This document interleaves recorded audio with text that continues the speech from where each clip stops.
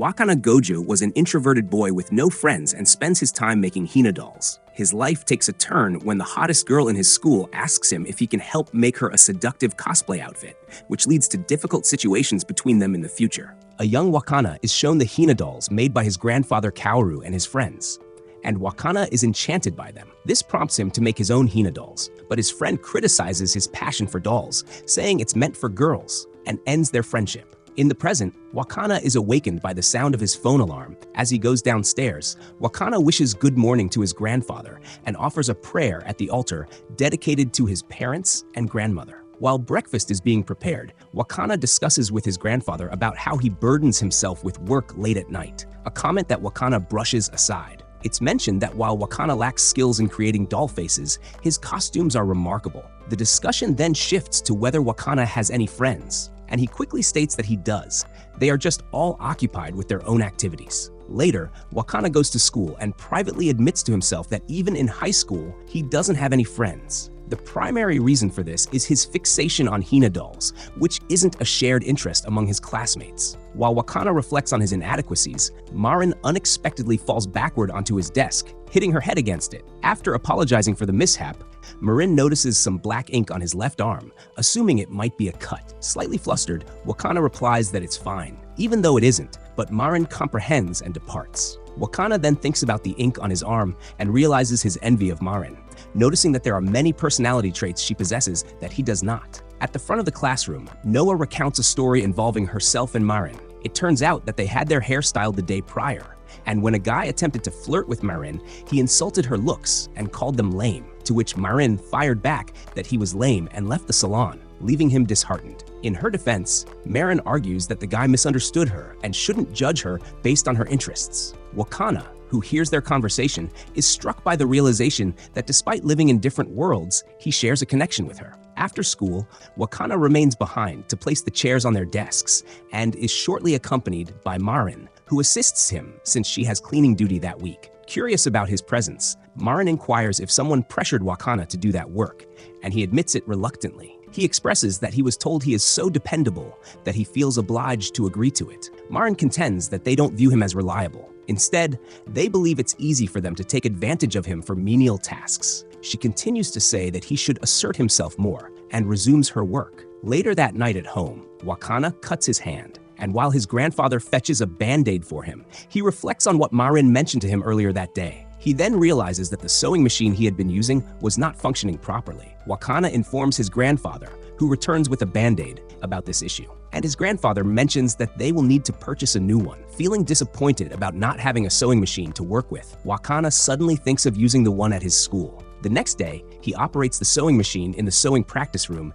and is impressed by how user-friendly it is. While he is captivated by his doll's head, Marin suddenly walks into the room, creating an awkward silence between them. During this moment, Wakana almost drops his doll's head and talks to it, only to realize that Marin saw and heard him, which makes her glare at him. Believing that his situation is hopeless, he is surprised to find that Marin actually appreciates his ability to use a sewing machine. Moreover, Marin praises the Hina doll head that Wakana carries, which brings him joy internally. When Marin asks if he made it, Wakana replies that his grandfather created it and that he only excels with costumes. Upon hearing this, Marin begins to take off her clothes to show him the black outfit she has been working on. After presenting an example of what she was trying to replicate, Wakana unintentionally comments on the outfit curtly, which hurts Marin's feelings. Apologizing earnestly to Marin, she forgives him and mentions that she made her outfit as a tribute to a character named Shizuku-tan. Since she lacks a sewing machine at home and feels her sewing skills are insufficient, she pleads with Wakana to create her outfit for her. Touched not only by her earlier compliment, but also by everything she said that resonated with him, Wakana agrees to assist Marin, while admitting that he has never made clothing for a person before. This news fills Marin with joy, as she offers to help in any way she can and shares the character's backstory, which annoys Wakana. Wakana admits to Marin that he has never heard of the dating sim Slippery Girls 2, prompting Marin to provide him with a summary of the series. As Marin describes the series to Wakana, he becomes uncomfortable with the mature elements involved in the game's plot and mechanics. Internally, Wakana feels confused as he struggles to understand what Marin is trying to explain to him. Suspecting that this might just be some kind of joke, Wakana realizes that Marin is completely serious about the game's details. Returning to Marin, she proceeds to share her enthusiasm for the character she aspires to cosplay, Shizuku-tan. When Marin inquires if Wakana understands her, he internally thinks that he doesn't have any idea. However, he does come to observe that when Marin talks about something she enjoys, she seems to genuinely be having fun. After Marin finishes her explanation, Wakana poses the question of whether Slippery Girls 2 is an Arrow game. Marin confirms that it is, and Wakana then asks whether the game has age restrictions, but Marin pretends not to know. He then questions why she enjoys a game aimed at a male audience, but Marin insists that many females do, and that gender doesn't matter when you truly enjoy something. Marin's phrase triggers an unpleasant old memory for Wakana, but instead of feeling discouraged by it, he agrees with Marin. To assist Wakana with his project, Marin takes out a beginner's guide to creating cosplay outfits. They decide not to start on any tasks, like gathering necessary supplies and measurements, as it is getting late. At home, Wakana's grandfather Kaoru expresses his surprise at how early he's gone to bed and mentions that he won't be opening the shop the next day to buy a new sewing machine.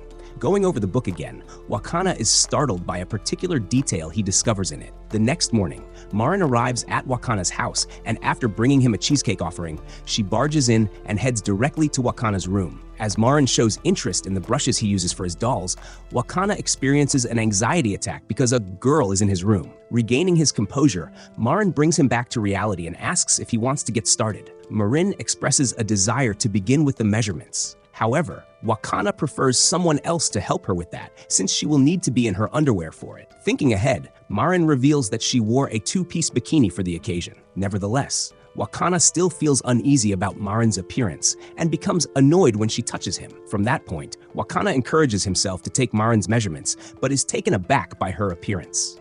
While she is facing away, Wakana inquires if she feels uneasy just wearing her swimsuit, to which she replies that she is not bothered and is focused solely on the cosplay outfit. Hitting his face hard with both hands, Wakana pushes himself to finally begin the measurements. After finishing, Marin asks about appropriate shoes, as most she tries cause her discomfort. To this, Wakana assumes that the issue lies with her foot circumference and tries to fetch a chair for foot measurements, but Marin insists on sitting on his futon instead. In spite of his objections, Wakana gives in to Marin's requests and takes her measurements from that position. The next measurement they take is Marin's bust, which creates an awkward situation for Wakana. Once that is done, Marin proposes measuring her inseam and bust point. Again, Wakana outright refuses to do it, and after another uncomfortable moment for him, Marin suggests she will measure herself. The outcomes of the measurements leave Wakana extremely shocked for reasons he describes as unclear. Writing down the final measurement, Wakana gets ready to take the last measurement,